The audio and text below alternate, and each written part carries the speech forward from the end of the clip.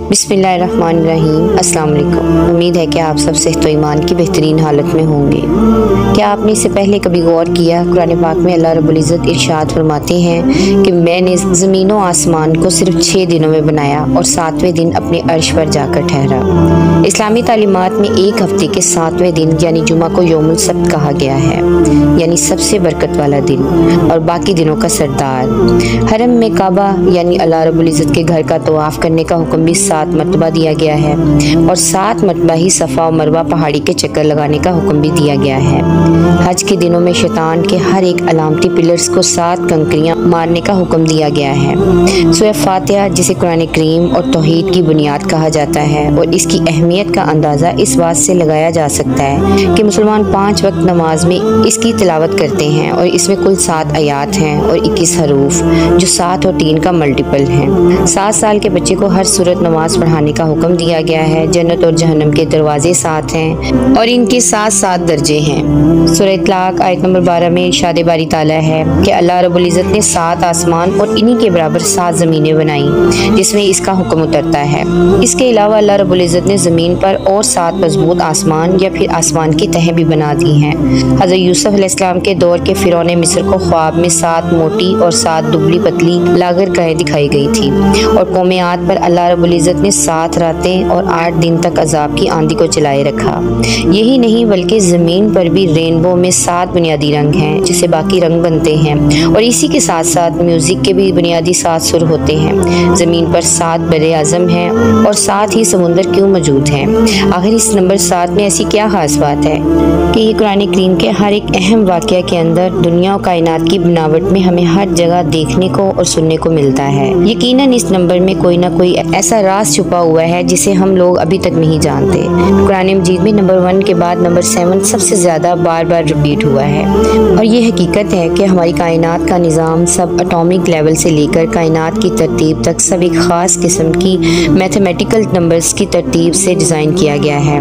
Mathematics या numbers जिस कायनात की तरतीब की ज़ुबान है और हमारी ये कायनात फिबोनाची नंबर्स या गोल्डन रेशियो की तरतीब पर बनी है जिसे लियोनार्डो ऑफ पिसा ने मुतारिफ करवाया।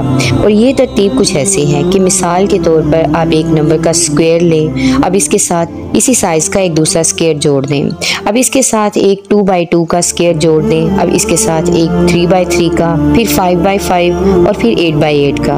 अब अगर हम बिल्कुल इसी तरतीब को इसी तरह बढ़ाते जाएं तो ये ख़ास किस्म के स्पाइरल शेप को बनाती है जिसे कहते हैं गोल्डन रेशियो या फिबोनाची नंबर्स। ये वो तरतीब है जो कि उस वक़्त हासिल होती है जब हम एक पिछले नंबर को अगले 2 नंबर के अंदर शामिल करते जाएं और हैरत अंगेज़ तौर पर पौधों के पत्तों से लेकर फूलों यानी हर एक पौधे, जानवर और ख़ुद इंसान के जिस्म में बिल्कुल यही तरतीब मौजूद है।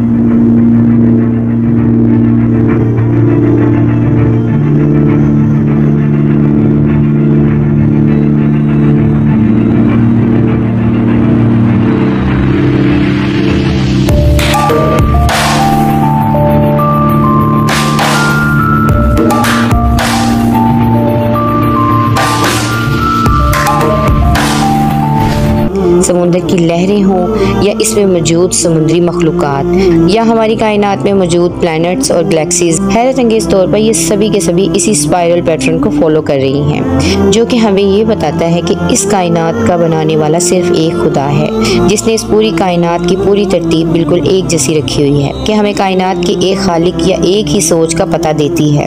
कुछ ही साल पहले इस फार्मूला की मदद से इंसानों ने कायनात की इस हैरत अंगेज़ तरतीब की खोज की और इंसानों को अल्लाह रब्बुल इज़्ज़त की कुदरत की एक अहम तरीन झलक नजर आई कि ये किस कदर परफेक्शन के साथ सोच समझकर बनाई गई है। जैसे कोई इंजीनियर किसी बिल्डिंग को बनाने से पहले इसका पूरा फ्रैक्चर और इसके नक्शे को बनाता है ताकि ये टिकी रहे, पर हमें आज तक ये नहीं पता कि ये कायनात में तरतीब मौजूद क्यों है। बस इतना पता है कि ये मौजूद है, बिल्कुल ऐसे ही जैसे हम नंबर 7 को इस्लामी तालीमात से लेकर ज़मीन और आसमान की हर एक तरतीब में देखते हैं, मगर अब तक ये नहीं जानते कि इसके पीछे ख़ास वजह या मैथमेटिकली लॉजिक लॉजिक दरअसल है क्या?